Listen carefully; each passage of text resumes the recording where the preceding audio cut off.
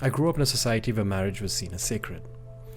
Divorce wasn't really an option, it was almost considered a tragedy.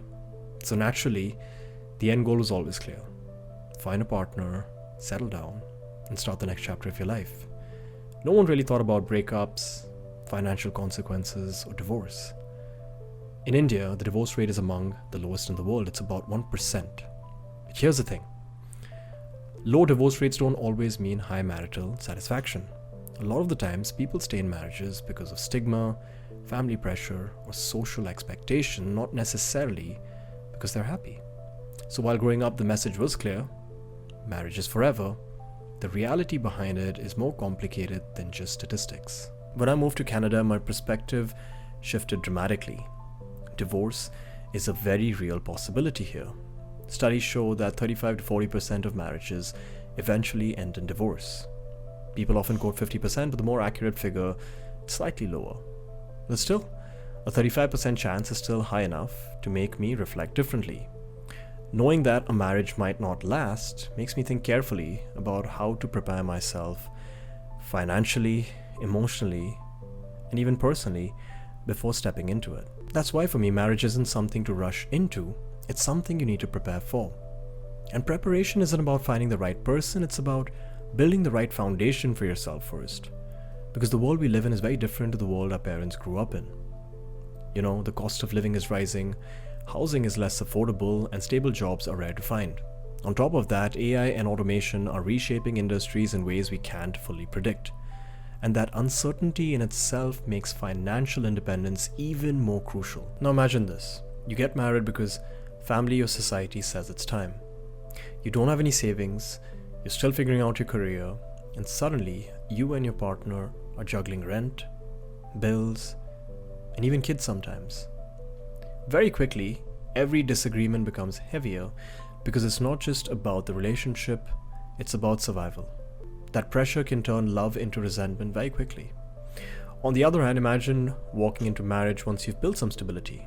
You've got some savings, you know who you are, and you're not constantly worried about money. So when the conflict does arise, and it will, you're not arguing from a place of desperation. You're able to have healthier conversations because the foundation is stronger. And here's another angle that people don't always talk about. What happens if the marriage fails? Because for men, divorce can come with massive long-term costs. Depending on the situation, you might have to split assets, pay spousal support, and in some cases, pay child support for years. So it's not about avoiding divorce, it's about understanding the potential impact if it does happen, and placing yourself in the best possible position beforehand. I recognize that marriage as an institution is evolving. Women today contribute equally in so many ways, which is amazing. But personally, for me, I need to be in a position where I'm able to handle majority of the responsibilities that come with marriage.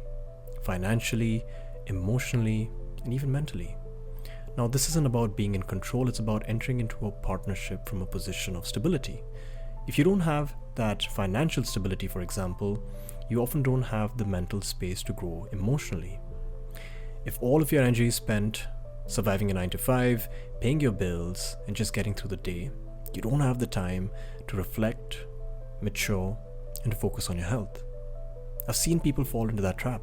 They're so busy putting food on the table, they never get the chance to ask, am I actually happy? Am I growing as a person? Because without that growth, sustaining a long-term marriage is very difficult. You can't pour into your partner when you yourself are running dry. So yes, my family and society encouraged me to marry early, especially now that I'm in my late 20s. And I understand the trade-off. Marrying later may mean a bigger age gap with my kids, but I do believe the foundation is more important than the timeline. You know, a lasting, stable marriage will do far more for your future children than just being younger parents. And that is why for now I'm focused on building financial independence, emotional maturity, and a clear sense of self before considering marriage. I want to enter that chapter of my life only when I'm truly ready, because that is how I give myself and my future partner the best chance for a lasting, fulfilling relationship. I'll see you guys in the next one.